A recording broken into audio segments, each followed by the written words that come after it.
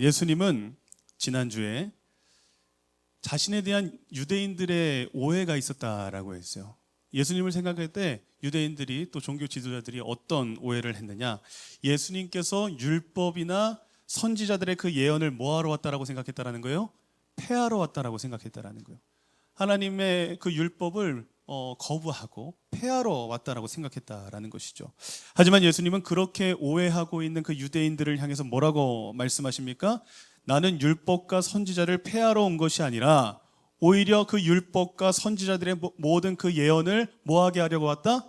완전하게 하려고 왔다. 내가 그 율법과 그 모든 예언들을 성취하고 완성시키기 위해서 왔다라고 말씀하셨습니다. 그리고 예수님은 실제로 이 땅에 오셔서 어떻게 하셨느냐, 그 모든 율법과 선지자들의 그 모든 예언을 자신의 그 공생의 삶을 통해서, 그 십자가에 못 박혀 죽으시고 부활하시는 그 장면을 통해서, 또 승천하시는 그 모든 일들을 통해서 다 성취하시고 완성하신 줄로 믿으시길 주님의 이름으로 축복합니다. 그래서 우리도 그 율법의 완성자이신, 그 율법을 완성하신 예수님을 믿을 때, 그 예수님을 나의 구주로 받아들일 때 우리 역시도 어떤 인생이 된다라고 했어요? 그 율법을 뭐하는 인생이 되는 거예요? 우리도 완성하는 인생이 된다라는 거예요. 율법의 완성자이신 예수를 믿을 때 우리도 율법의 완성에 이르게 되는 줄로 믿으시길 주님으로 축복합니다. 율법의 완전에 이른다라는 것은 우리가 의에 이른다라는 것이고, 의에 이른다라는 것은 우리가 하나님의 구원받은 하나님의 자녀가 되었음을 말하는 것인 줄로 믿으시길 주님의 이름으로 축복합니다. 여러분, 우리가 애써서 그 주님의 율법을 다 지킬 수 있을까요? 우리가 애써서 지킬 수 있는 것이 아니다라는 거예요. 그 그리스도 예수, 율법의 완성자이신 예수를 믿을 때 우리의 삶 가운데 그 율법은 저절로 지켜지게 되는 줄로 믿으시길 주님으로 축복합니다. 하나님을 사랑한 자, 예수를 사랑하는 자, 그 삶 가운데 그 계명을 지키게 된다라는 거예요. 이것은 애써서 지키는 것이 아니라 우리가 예수를 믿어질 때, 믿게 될 때 우리는 율법의 완성에 이르게 된다. 그리고 오늘은 율법의 완성자이신 그 예수님께서 이어서 유대인들에게 율법에 대한 더 깊이 있는 설명을 해주고 있는 것을 우리는 볼 수 있게 됩니다. 유대인들에게 그 율법에 대해서 더 자세하게 말씀해주고 계세요. 여러분, 유대인들에게는요, 율법을 열심히 지키는데, 유대인들은 율법을 열심히 지키는 자들이었습니다. 유대인들이 율법을 열심히 지키는데 한 가지 문제가 있었어요. 어떤 문제가 있었을까요? 그들은 율법을 열심히 지켰는데 어떤 문제가 있었냐면, 그들은 열심히는 지키는데 율법을 열심히만 지켰어요. 무슨 말인지 아시겠어요? 율법을 열심히 지키는데 열심히만 지켰어요. 그러니까 율법을 지키긴 지키는데 이들은 율법을 왜 지키는지 몰랐어요. 이들은 율법을 지키긴 지키는데 그 율법의 참된 의미가, 그 율법의 참된 목적이 무엇인지, 하나님께서 이 율법을 주신 그 참된 의도와 그 목적이 무엇인지에 대해서는 알아요, 몰라요? 알지 못하더라는 거예요. 율법은 지키지만 율법의 그 참된 의미와 목적은 알지 못한 채 오히려 더 나아가서 오히려 자기 마음대로 그 율법을 해석하고 자기 마음대로 그 율법을 잘못 생각하면서 이 율법을 열심히만 지키고 있었다는 거예요. 열심히만 지키고 있었다. 율법의 모양은 있는데 그 속에 율법의 참된 정신은 찾을 수가 있다 없다? 없었다라는 것이죠. 그래서 그러한 유대인들의 그 문제점을 예수님이 잘 알고 계셨을까요? 잘 알고 계셨을까요?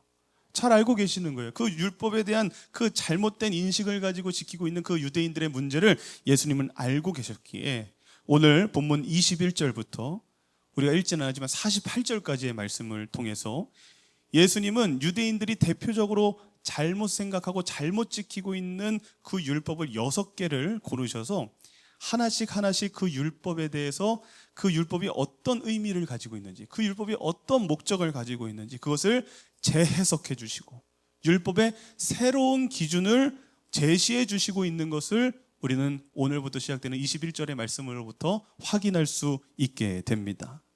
그래서 오늘 예수님께서 율법을 재해석해 주시고 계시는 그 첫 번째 율법으로 무엇을 말씀하고 계시느냐, 그 첫 번째 율법이 무엇이냐, 뭘 하지 말라라는 거예요? 살인하지 말라라고 하는 이 율법을 가지고 새롭게 재해석해 주시고 율법의 새로운 기준을 제시해 주고 계시고 있습니다. 우리 21절의 말씀 다시 한번 읽어보겠습니다. 시작.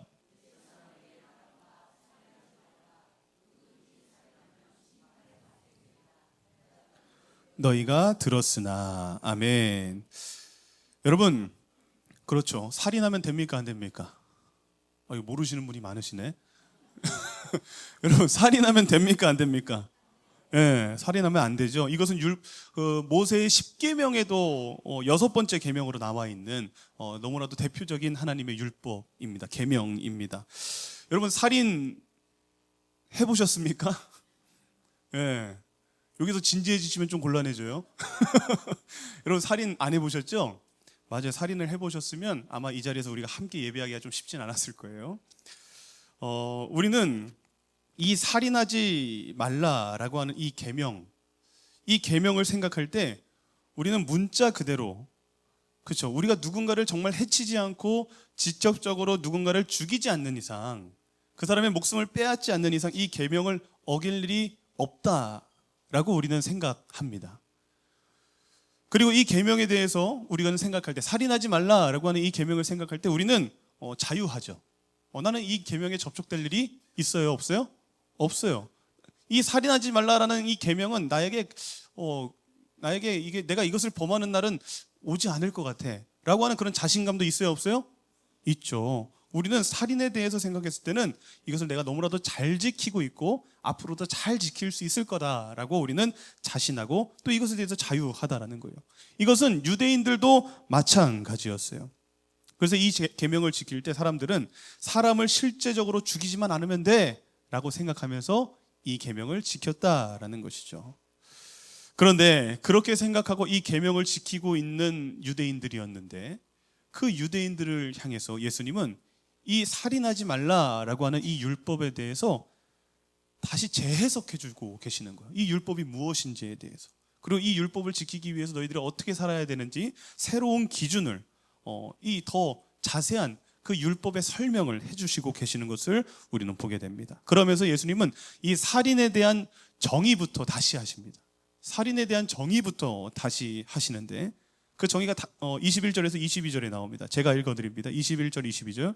옛사람에게 말한 바 살인하지 말라, 누구든지 살인하면 심판을 받게 되리라 하였다는 것을 너희가 들었으나 나는 너희에게 이르노니 형제에게 노하는 자마다 심판을 받게 되고 형제에 대하여 나가라 하는 자는 공회에 잡혀가게 되고 미련한 놈이라 하는 자는 지옥불에 들어가게 될 것이다. 예수님은 살인에 대해서 지금 이렇게 말씀하시면서 이제 재해석을 해주고 계시고 새로운 기준을 제시해 주고 계십니다. 너희가 옛사람에게 주어진 살인하지 말라라고 하는 그 계명을 잘 알고 있고 너희가 살인을 하게 되면 심판을 받게 된다는 것도 너희들이 잘 알고 있겠지만 나는 이 살인하지 말라라는 계명에 대해서 다시 말해 주겠다. 다시 설명해 주겠다. 너희들 누구든지 형제에게 노하는 자마다, 그리고 형제에게 나가라고 하는 자마다, 그리고 미련한 놈이라고 말하는 자도 다 무슨 죄에 해당하게 될 것이다? 살인죄에 해당하게 될 것이다 라는 것을 지금 주님께서 말씀하고 계시다라는 거예요.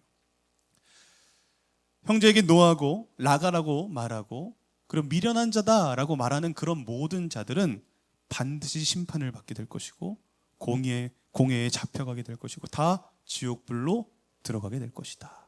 아주 무서운 말씀을 하고 있는 것을 우리는 확인하게 됩니다. 그러니까 예수님은 살인에 대해서 말씀하시기를 단순히 그 사람의 목숨만 빼앗는 것이 살인이 아니라, 단순히 그 사람을 해치고 목숨을 빼앗는 것만이 살인이 아니라 그 사람에 대해서 뭐 하는 사람? 화를 내는 사람, 분노를 표출하는 사람, 어떤 사람에 대해서 화를 내고 라가라고 말하고, 이 라가라는 말이 여러분 무슨 말인지 잘 모르시겠죠?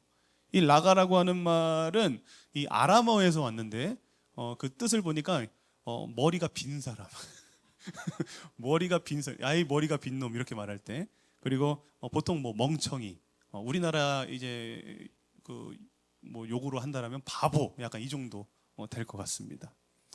근데 이 라가라고 하는 말은 이렇게 그냥 바보라고 하는 말은 우리가 지금 쓰는 그 사람들의 욕 중에서 많이 착한 욕입니까? 센 욕입니까? 그나마 좀 착한 욕이죠. 얼마나 센 욕들이 많습니까? 우리나라가 굉장히 훌륭한 민족인 게 욕이 굉장히 다양해요.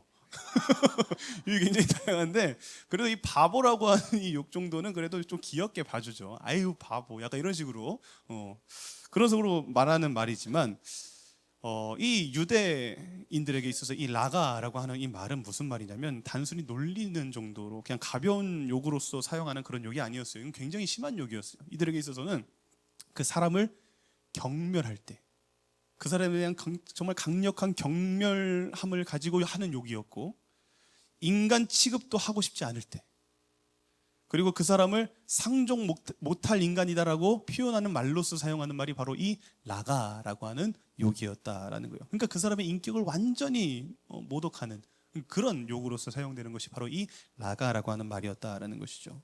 그리고 미련한 놈이라고 말하는 것도 살인과 같은 죄라고 말씀하셨는데, 미련한 놈이라고 하는 것은 뭐냐면, 단순히 그냥 그 바보와 비슷한 그런 욕이 아니라, 미련하다라고 하는 것은 무엇이냐면 그 사람이 하나님을 알지 못하는 자다라고 하는 표현이었어요. 하나님을 알지 못하는 자, 그러니까 미련하다라는 것은 하나님을 알지 못하는 자다라고 하는 표현인데, 하나님을 알지 못하는 자는 어떤 인생입니까? 결국 나중에 구원받을 수 있는 인생이요, 구원받을 수 없는 인생이요? 구원받을 수 없는 인생인 거죠. 그러니까 그 사람에 대해서 이 미련한 자다라고 하는 것은 무엇이냐면, 하나님을 모르는 자다 이렇게 말하는 것은 그 사람에 대한 어떻게 보면 저주를 하고 있는, 너는 구원받지 못할 인생이야, 너는 구원받을 수 없는 사람이야 라고 말하는 것이 바로 이 미련한 자다라고 하는 표현이었다라는 것이죠. 그러니까 형제에 대해서 분노하고 화를 내고, 그리고 라가라고 말하고 미련한 놈이다라고 말하는 그런 사람들은 살인죄와 같은 죄를 범하는 것이고, 그 사람은 반드시 심판받고 지옥불에 떨어지게 될 것이다 라고 말씀하고 있다는 거예요. 여러분, 이것을 통해 우리는 예수님이 이 살인에 대한 새로운 정의를 지금 분명하게 지금 선언하고 계시는 건데, 살인이란 무엇이냐? 사람을 실제로 해치고 목숨을 빼앗는 그 행위만이 살인이 아니라, 무엇도 살인이다? 살인이라고 하는 그 행위를 가능하게 하는 내적인 동기를 품고 있는 것도 뭐다라는 거예요? 살인이다라는 거예요. 우리가 행위로서 누군가를 죽이는 것만이 살인이 아니라, 우리가 마음속으로 누군가를 죽이고 싶은 그 마음을 품는 것, 누군가를 향해서 화를 품고 분노함을 품고, 누군가를 향해서 그 분노를 가지고 굉장히 심한 욕을 하고 있는 그 모든 것까지도 예수님은 무엇에 해당한다라는 거예요? 살인에 해당한다라는 거예요. 형제를 향해 분노를 품는 것부터가, 또 나로 인해 그 상대가 나를 분노하게 하는 것 자체도 살인과 같은 행위다 라고 지금 예수님은 말씀하고 있다는 거예요. 여러분, 마음에 분노를 품고 있는 자, 사실은 잠재적인 살인자와 같음을 우리는 기억해야 될 줄로 믿으시길 주님을 축복합니다. 마음 가운데 분노를 품고 있을 때 우리는 어떤 생각도 해요? 아우, 저 자식 내가 뭐 해버리고 싶어? 뭐 이렇게 생각을 하잖아요. 분노를, 내 안에 마음 가운데 분노를 품고 있는 것 자체가 잠재적으로 뭘 범하고 있는 거예요? 살인을 막 범하고 있는 그 모습이 우리에게 나타나게 된다는 거예요. 누군가를 미워하고 분노하는 마음으로부터 여러분, 실제적인 살인도 시작됨을 여러분 기억하시길 주님으로 축복합니다. 여러분, 나쁜 마음, 내 안에 있는 그 분노를 우리는 잘 관리해야 되고, 우리 안에 그 분노가 들어올 때 우리는 그것을 잘 끊어내야 되는데, 우리가 만약에 우리 안에 들어오는 그 나쁜 마음, 그 누군가에 대한 굉장한 그 미운 마음들, 그 분노하는 마음들을 우리가 관리하지 못하고 끊어내지 못하고, 우리가 그것을 계속해서 방치해버리고 그 마음을 계속해서 묵상하면 여러분 어떻게 될까요? 그 마음을 우리가 계속해서 방치하고 더 키우게 되면 어떻게 될까? 그 분노와 그 나쁜 마음은 점점 커지게 될 것입니다. 그 마음은 점점 커지게 돼요. 그러다 보면 어떻게 되는 거예요? 그 나쁜 마음과 그 분노가 그 마음 가운데 점점 커지다 보면요, 나중에는 어떻게 되느냐? 그것이 몸 밖으로 나오게 되는 거예요. 내 안에 처음에는 나쁜 마음만 품었었는데, 누군가를 싫어하는 그 마음만 품었었는데, 누군가에 대한 그 분노함만 품었었는데, 그 분노를 계속해서 방치하고 키우고 묵상하고 그것을 점점 우리가 간직하고 있다 보면, 그 마음은 점점 커지다 보면 나중에 어떻게 되는 거예요? 몸 밖으로, 마음에만 가지고 있던 것들이 몸 밖으로 표출되는 그런 일이 일어나든가요? 안 일어나든가요? 일어나더라는 거예요. 일어나더라는 거예요. 그리고 그 몸 밖으로 그 마음이 표출되게 되면 우리는 그 라가라는 말을 하게 되는 거고, 미련한 놈이라는 말을 하게 되는 거. 그것까지도 넘어서게 되면 어떻게 되는 거예요? 말을 넘어서 행동으로 우리는 끔찍한 일을 벌이게 되는 그런 모습으로 이어지게 된다는 거예요. 왜냐하면요, 사단이 그 마음을 결코 그냥 두질 않거든요. 사단이 그 마음을 절대 그냥 두지 않습니다. 여러분들이 누군가를 향한 분노함을 품게 되면요, 그 마음을 사단이 살살살살 긁죠. 그리고 점점 기름을 부어주죠. 점점 부채질을 해주죠. 그러다 보면 그 마음이 점점 커지고 우리가 그것을 나쁜 그 마음을 실행으로 옮길 수 있도록 사단이 뭐 해주는 거예요? 힘을 주고요. 사단이 용기를 주는 거예요. 그래서 결국 우리는 그 마음에 품고 있던 것들을 행동으로 옮기게 되는 그런 모습으로 이어지게 된다는 것이죠. 그래서 여러분, 성경에 보니까 무릇 지킬 만한 것 중에 뭘 지키라고 말합니까? 마음을 지키라는 거예요. 무릇 지킬 만한 것 중에 우리의 마음을 지켜야 된다는 거예요. 그 마음을 못 지키면 우리의 삶의 모습이 그 마음 먹은 대로 움직이게 되는 거예요. 그 분노와 나쁜 마음을 방치하고 지키지 않으면 우리는 어떤 일을 저지르게 될지 모르는 거예요. 사랑하는 여러분, 혹 여러분 마음 가운데에 분노와 남을 향한 그 미움과 그 나쁜 마음이 들어온다라면 그 마음을 즉시 끊어낼 수 있는 믿음의 실력이 있길 주님으로 축복합니다. 이런 마음이 안 올라올 수는 없어요, 여러분. 저도 올라오는데요, 뭐. 저도 순간순간 올라올 때가 있을까요, 없을까요? 있어요. 제가 여러분들 앞에서 표현을 안 해서 그렇지. 아니, 저도 막 순간순간 막 올라올 때가 있다니까요. 근데 그럴 때 저는 잘하는 게 있어요. 그럴 때 그 즉시 저는 그냥 하나님을 찾아요. 하나님, 잘못했습니다. 하나님, 내 마음을 평안하게 해주세요. 하나님, 용서해 주세요. 그 즉시 그 마음을 뭐 해야 되는 거예요? 끊어내야 되는 거예요. 하나님 앞에 엎드려서 하나님께 그 순간 눈을 감고 기도하면서 그 마음을 끊어내야 되는 그 모습이 우리에게 있어야 된다. 그래야지 여러분, 우리는 사고를 안 치게 될 줄로 믿으시길 주님의 이름으로 축복합니다. 그래야지 여러분 신상이 좋은 거예요. 그래야지 우리의 신상이 좋은 거예요. 분노하는 마음도 주님은 지금 살인에 해당한다라고 말씀하고 계세요. 그런데 여러분, 모든 분노가 그럼 잘못된 분노일까요? 우리가 분노가 안 일어날 수는 없잖아요. 우리의 삶 가운데 분노가 안 찾아올 수는 없잖아요. 그럼 여러분, 모든 분노는 다 살인에 해당하는 그 분노에 해당하는 것일까? 여러분, 분노라는 감정 역시 누가 주신 거예요? 하나님이 주신 감정이죠. 이 분노 역시도 어떻게 보면 하나님이 주신 그 감정이기 때문에 무조건적으로 나쁜 감정은 아니다라는 거예요. 여러분, 우리의 분노에는 나쁜 분노도 있지만 거룩한 분노도 있음을 우리는 기억해야 됩니다. 우리의 분노 중에는 거룩한 선한 분노도 있다라는 거예요. 예수님도 분노하셨을까요? 하셨을까요? 예수님도 분노하셨어요. 예수님도 성경을 보면 불같이 화를 내실 때가 있어요, 없어요? 있더라는 거예요. 예수님께서 이 하나님을 예배하는 그 거룩한 성전에 들어갔는데 그 성전이 하나님을 예배하는 사람들이 아니라 장사하고 막 환전하고 막 그런 도덕들의 그런 소굴들로 변해 있는 그 모습을 봤을 때 예수님 어떻게 하시는 거예요? 그 모든 상인들의 그 상들을 뒤엎으시면서 강력한 분노를 표출하시는 거예요. 왜요? 그것은 거룩한 분노예요. 하나님의 집에 더러워진 그 모습을 보며 바리새인과 서기관들의 그 외식적인 그 신앙의 모습을 보면서도 예수님 뭐 하셨어요? 분노하셨어요. 아주 심한 욕까지 하시면서 그 바리새인과 서기관들을 향해서 하나님 분노하시는 장면을 우리는 볼 수 있다라는 거예요. 우리가 잘 아는 사도 바울 역시도 갈라디아 교회 성도들이 유대 율법주의자들의 영향을 받아서 그 하나님의 그 예수님의 복음을 떠나려고 하고 그 복음을 저버리려고 하는 그 모습을 봤을 때 뭐라고 말하느냐? 아주 강력한 어조로 다른 복음을 전하는 자는 저주를 받을 것이다 라고 말하면서 강력한 분노를 표출하는 장면을 우리는 성경을 통해서 확인할 수 있다라는 거예요. 그러니까 여러분, 모든 분노가 잘못된 분노는 아니라는 거예요. 살인과 같은 그 죄로 해당하는 분노는 아니다라는 것이죠. 우리 안에는 하나님 앞에 죄를 범하였을 때, 그리고 악행을 저지르는 그런 사람들을 봤을 때, 뭔가 교회 안에 분란을 일으키거나 뭔가 정말 사단의 앞잡이 역할을 하는 그 모습을 봤을 때 우리는 그 모습을 보며 거룩한 분노를 느낄 줄 아는 그 모습은 저와 여러분들에게 있어야 될 줄로 믿으시길 주님의 이름으로 축복합니다. 그런 모습을 보면서도 이 분노를 느끼지 못하는 것 역시도 좀 그건 문제가 있는 거예요. 우리 안에 그런 거룩한 분노도 바랄 수 있는 그런 믿음의 모습이 있어야 된다는 것이죠. 하지만 그런 분노가 아니라면 그저 나의 마음에 들지 않아서 품게 되는 그런 분노들, 누군가에게 라가라고 말하고 미련한 자라고 말하고 그런 모습이 나에게 있는 것, 그것은 여러분 지금 예수님은 심각한 죄라고 우리에게 분명히 경고하고 계시는 거예요. 살인과 같은 죄다라고 말씀하시고 있다라는 것이죠. 그렇다면 여러분, 왜 예수님은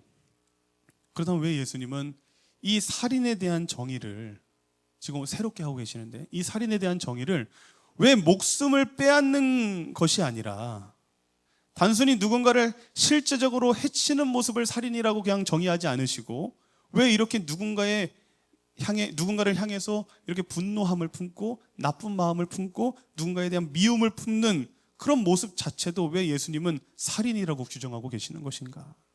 왜 이렇게 살인의 범위를 너무나도 넓혀 놓으시는 것일까? 여러분, 이렇게 되면 살인자 아닌 사람이 있어요, 없어요? 이렇게 되면 살인자 아닌 사람이 있어요, 없어요? 없죠. 왜 예수님은 이렇게까지 이 살인에 대한 이 범위를 왜 이렇게까지 넓혀 놓으시는 것이냐? 왜 이렇게 엄격한 율법의 기준을 세워 놓으셔서 이 율법에 접촉되지 않는 사람이 없도록 왜 예수님은 이렇게, 우리는 평생 이 살인을 하지 말라라고 하는 이 계명을 어기지 않을 것이라고 하는 그 자신감이 있었는데, 이 계명에 대해서만큼은 우리가 자유하게 살았었는데, 왜 예수님은 우리에게 이 율법의 새로운 해석을 해주시면서, 왜 이 율법의 범위를 넓히시면서 우리가 이 율법으로부터 자유하지 못하게 하시는 것일까? 왜 그러시는 것일까? 왜 이렇게까지 엄한 기준을 우리에게 세워서 이 살인에 대한 계명을 지키라고 말씀하고 계시는 것이냐? 여러분, 그 이유는 창세기 1장 21절에 나옵니다. 우리 같이 한번 읽어보겠습니다. 창세기 1장 21절 시작. 하나님이 자기 형상 곧 하나님의 형상대로 사람을 창조하시되 남자와 여자를 창조하시고. 아멘. 하나님께서 왜 이 살인에 대한 이 율법의 이 범위를 이렇게까지 넓히시고 이렇게까지 엄격한 기준을 세워 놓으셨느냐? 우리는 다 누구의 형상대로 지음받은 존재이기 때문이라는 거예요? 하나님의 형상대로 지음받은 존재이기 때문이라는 거예요. 우리는 다 하나님의 형상대로 지음받은 너무나도 존귀한 자들이라는 거예요. 여러분, 옆에 분들 한번 보겠습니다. 한번 보세요. 하나님의 형상이 느껴지십니까? 전 너무나도 느껴지는데. 네, 우리는 다 하나님의 형상대로 지음받은 너무나도 존귀하고 소중하고 거룩한 존재인 줄로 믿으시길 주님으로 축복합니다. 그래서 성경을 보니까 뭐라고 말하느냐, 우리는 그만큼 서로가 너무나도 존귀한 자들이기 때문에, 하나님의 형상을 가지고 있기 때문에 창세기 9장 6절에 보니까 이렇게 말합니다. 다른 사람의 피를 흘리면 그 사람의 피도 흘릴 것이니 이는 하나님이 자기 형상대로 사람을 지으셨음이니라. 그러니까 여러분, 우리가 다른 사람의 피를 흘리게 하면 그 다른 사람은 누구를 말하는 거예요? 누구의 형상을 가진 사람인 거예요? 하나님의 형상을 가진 사람에게 피를 흘리게 한 거잖아. 그렇게 하나님의 형상을 가진 다른 사람의 피를 흘리게 되면 누구도 반드시 피를 흘리게 될 것이다. 나도 피를 흘리게 될 것이다. 왜냐? 다른 사람을 피를 흘리게 했다라는 것은, 그것은 무엇을 의미하는 거냐? 그것은 하나님을 향해서 피를 흘리게 했다라는 것과 똑같은 것이다라는 거예요. 하나님의 형상대로 지음받은 우리가 다른 사람을 소중히 여기지 아니하고, 다른 사람을 존귀히 여기지 아니하고, 다른 사람을 향해서 함부로 대하고 막 피를 흘리게 하는 그런 행위를 했다? 그럼 너 역시도 동일하게 피를 흘리게 될 것이다. 왜? 그것은 나에 대해서 한 거기 때문에. 하나님을 향해서 우리가 한 행동이기 때문에 그것에 대해서 반드시 주님께서 뭐 하신다라는 거예요? 심판하시겠다라는 거예요. 반드시 그 죄를 물으실 것이다 라고 말씀하고 계시다라는 거예요. 하나님의 형상대로 지음받은 형제에 대하여 우리가 분노하는 것, 하나님의 형상대로 지음받은 형제에 대하여 우리가 욕하는 것, 그들을 향해서 저주하는 것, 그들에게 살인을 저지르는 것, 그것은 결국 누구에게 하는 것이다? 하나님에게 하는 것과 같은 것이다 라는 것을 우리가 기억해야 된다는 거예요. 그래서 우리는 옆에 사람들을 대할 때 어떻게 대해야 되는 거예요? 하나님 대하듯이 대해야 되는 거예요. 옆에 사람들을 대할 때 하나님의 형상을 가진 자로서 존귀하게 대해야 될 줄로 믿으시길 주님의 이름으로 축복합니다. 그러니 사랑하는 여러분, 우리 옆에 있는 분들, 우리 다른 사람들 향해서 분노하고 미워하고 화내고 욕하고 저주하는 것 해야겠습니까? 하지 말아야겠습니까? 하면 안 되는 거죠. 하면 안 되는 거예요. 이것은 하나님에게 하는 것과 같은 것이기에 그런 자는 주님께서 살인과 같은 죄로 다스리게 될 것이다. 그리고 이어서 23절에서 24절의 말씀 우리 같이 한번 읽어보겠습니다. 23절에서 24절 시작. 그러므로 예물을 제단에 드리려다가 거기서 내 형제에게 원망 들을 만한 일이 있는 것이 생각하거든 예물을 제단 앞에 두고 먼저 가서 형제와 화목하고 그 후에 와서 예물을 드리라. 아멘. 예수님은 이어서 우리가 예배를 드리는 것보다, 우리가 예배하는 것보다, 이 자리에 모여서 우리가 함께 예배하는 것보다 더 우선되어야 되는 것이 무엇인지에 대해서 말씀하세요. 하나님께 예배하는 것보다 더 중요한 것이 무엇인지에 대해서 말씀하세요. 그것이 무엇이냐? 형제와의 관계를 먼저 뭐하라? 회복하라는 거예요. 형제와의 관계를 먼저 회복하라는 거예요. 만약 예배를 드리려고 여러분들이 이 자리에 오다가 누군가에게 원망 들을 만한 일이 생각나거든, 혹시 누군가에게 상처를 줬거든, 혹시 누군가에게 마음을 어렵게 했거든, 혹시 누군가와 싸우고 갈등이 생겼거든, 어떻게 하라는 거예요? 예물을 제단 앞에 두고 먼저 가서, 예배를 드리기 전에 먼저 가서 형제와 화목하고 그 사람과 화해하고 잘못한 것이 있다면 용서를 구하고 관계를 먼저 회복한 다음에 그 다음에 뭘 드리라는 거예요? 그 다음에 예배하라는 거예요. 왜? 그렇지 않고는 그 예배가 예배될 수 없기 때문에. 그것을 해결하지 않은 자가 드리는 예배 하나님께서 받아주신다, 안 받아주신다? 안 받아주신다는 거예요. 여러분, 형제를 미워하고 분노의 감정을 가지고 있는 것 자체가 살인과 같은 죄라고 하셨는데, 예배를 드리기 전에 형제를 미워하는 그 마음, 분노하고 있는 그 감정, 그런 마음을 가지고 예배를 드린다라면 어떤 상태로 예배를 드리는 거예요?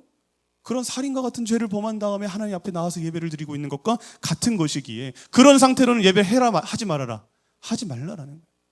너희가 지금 그런 상태에 있다면 그런 모습을 가지고는 예배하면 안 된다라는 거예요.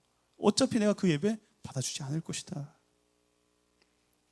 여러분, 예배보다 중요한 것이 관계의 회복인 줄로 믿으시길 주님으로 축복합니다. 예배보다 중요한 것이 관계의 회복이다라는 거예요. 여러분, 혹시 예배 전에 갈등이 있으셨어요? 예배 전에 갈등이 있으실 수 있죠, 당연히. 지금 솔직하게 말하신 분이 이제 한 분이지만 우리가 왜 갈등이 없겠습니까? 우리 다 갈등이 있을 수 있죠. 혹시 여러분 예배하기 전에 누군가에 대한 불만이 있으십니까?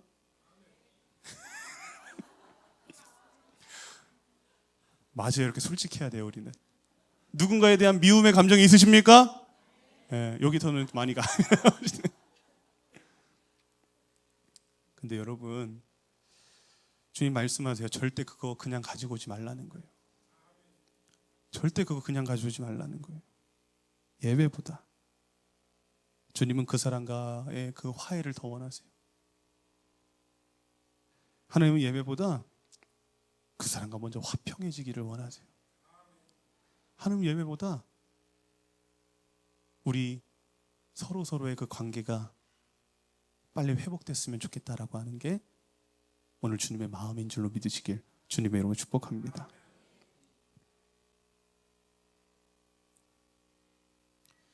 하지만 만약 그렇게 하지 아니하고 우리가 계속해서 그 마음 가운데 그 마음을 방치하고 그 미워하는 마음을 간직하며 계속해서 그것을 묵상하며 우리가 그것을 해결하지 않고 예배하면 어떻게 하시겠다라는 거예요?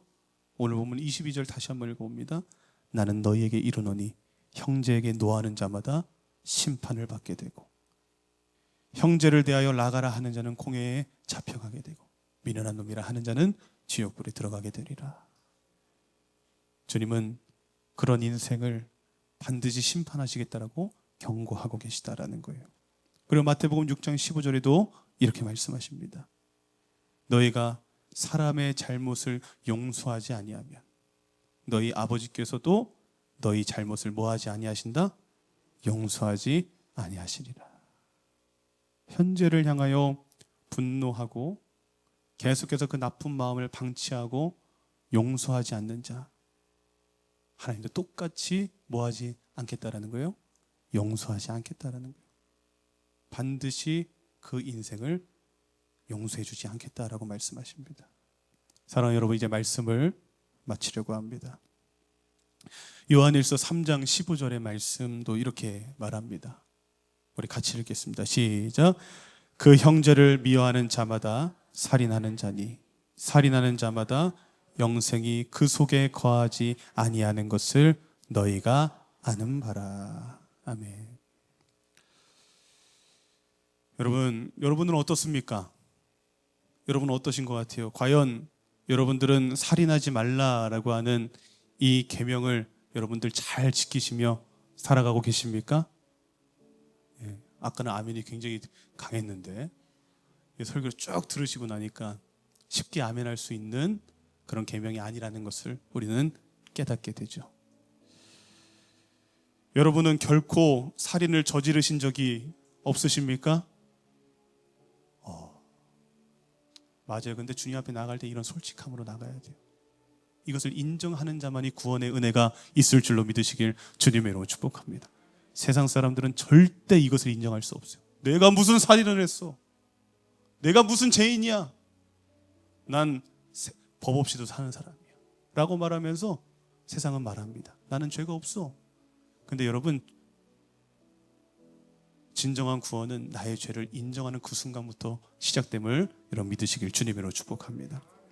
여러분, 우리는 알고 보니까 사실 우리는 다 살인을 저지르는 사람들이었어요. 알고 보니까 지금도 몰라요. 지금도 혹시 우리의 마음속으로 살인을 저지르고 계실지도 몰라요. 누군가를 지금도 미워하고 있고, 누군가에게 지금도 분노하고 있고, 지금도 누군가를 무시하고, 말과 행동으로 누군가에게 상처 주고, 그 마음 가운데 나로 인해 원망하는 마음을 품게 함으로 그 사람 역시도 살인자로 만들어버리는 그런 삶을 혹시 우리도 살아가고 있을지 모릅니다. 우리는 모두 다 살인자였다라는 거예요.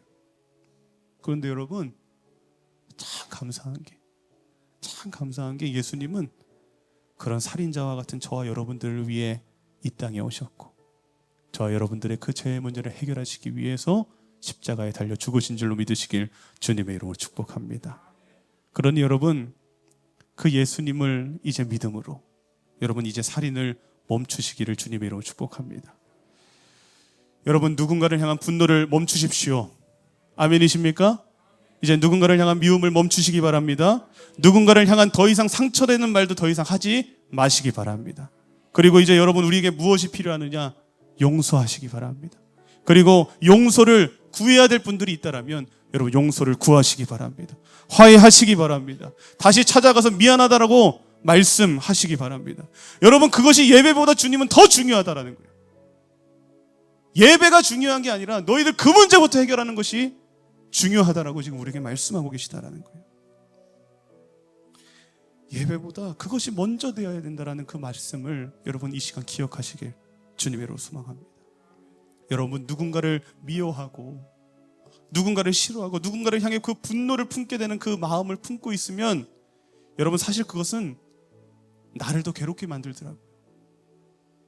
누군가를 향한 그 미움과 그 분노로 가득한 그 마음을 가지고 살아가는 그 인생이 그 사람이 힘들게 만들까요? 아니, 나를 힘들게 만들더라는 거예요. 나를 살인자로 만들고 나를 더 망가뜨리고 나를 더 아프게 만들더라라는 거예요.